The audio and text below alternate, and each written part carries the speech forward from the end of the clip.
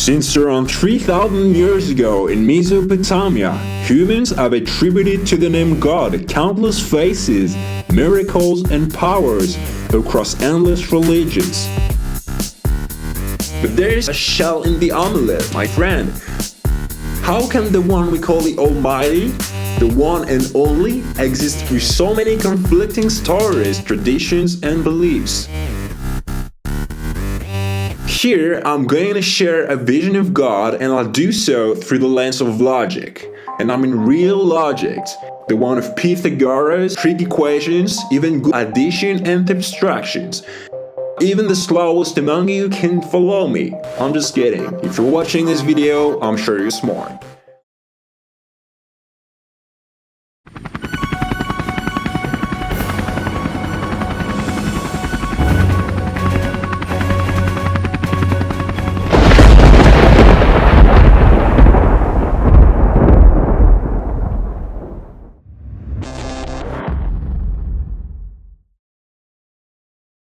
I'm not saying this is the only possible or ultimate vision of things, nor that I'm absolutely right. Everyone is free to believe according to their own convictions. I'm not saying logic is the only relevant way to approach the question of God, but I'm looking at it through the lens of logic because it has some clear upsides, a common ground on principles and rules we can all recognize. And within that framework, the most coherent and irresistibly charming is the vision of Spinoza, later embraced by Einstein, aka the smartest man on earth. Spinoza's vision is simple, deep, and radical. God is the cause of everything and is even the cause of himself, he said. Spinoza starts with a principle that's widely shared no matter your religion. God is all-powerful, perfect, and is the creator of the universe. No one can really argue with that, whether you're a Catholic, Jewish, Muslim, Hindu, anyway. If we accept that, a logical question follows. What could have caused God in the first place if nothing existed before him? I mean, I might be dumb, but there's a limit to dumbness. Spinoza's answer is crystal clear.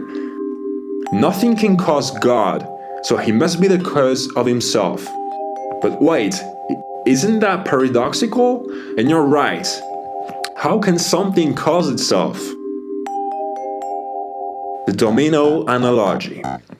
Let's take a simple analogy. Imagine a line of dominoes. The first is the cause of the fall of the second domino, right? We're good so far. Now imagine the dominoes from 2 to 10 are all one single block.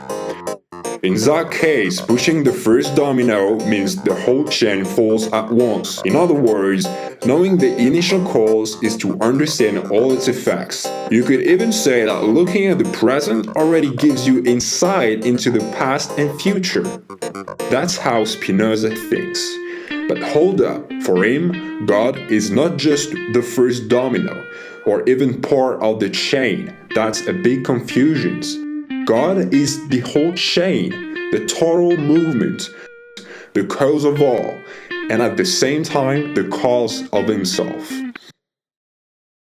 Spinoza's view of time, eternity. Here's where it gets really tricky. Our concept of time messes us up. We think of time as a sequence, moment A, then moment B, and C, etc. But for Spinoza, time isn't a line. He introduces a deeper concept, eternity. Eternity isn't time that lasts a really long time. It's a state outside time with no beginning and no end, a kind of absolute present. A moment where time stops flowing, where past, present, and future all exist simultaneously. So, from that perspective, God doesn't exist before the universe, and he doesn't just cause events over time. Now back to the domino image. In this logic, pushing the first domino is already pushing the 10th, the 11th, etc. Everything is connected, simultaneous and necessary. There's no true separation between cause and effect, only one movement, one substance, one being. And Spinoza calls that being God. So for Spinoza, thinking in terms of past, present, and future, that's just a human illusion. Reality is eternal, and God is the total expression of that reality. This is for me the beauty and also the limit of Spinoza's thinking.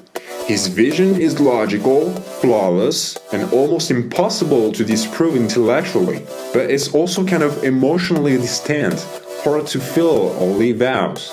No miracles, no divine will, no comforting presence, no God who listens or answers prayers. What Spinoza offers is a rational, impersonal, absolute God, one that is identical to nature itself. And yet, this idea deeply moved Einstein himself, who wrote, "I believe in Spinoza's God, who reveals himself in the orderly harmony of what exists, not in a God who concerns himself with the fates and actions of human beings."